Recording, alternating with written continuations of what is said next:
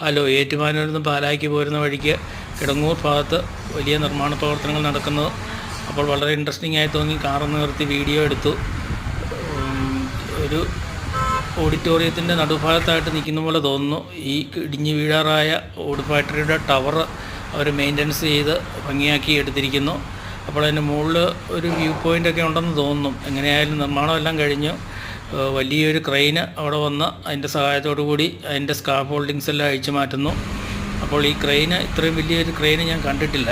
ഇതിന് ഒരു ദിവസത്തെ വാടക എനിക്ക് തോന്നുന്നു ഏകദേശം 1 ലക്ഷം രൂപയെങ്കിലും ഒരു ദിവസം വാടക കൊടുക്കേണ്ടി വരും.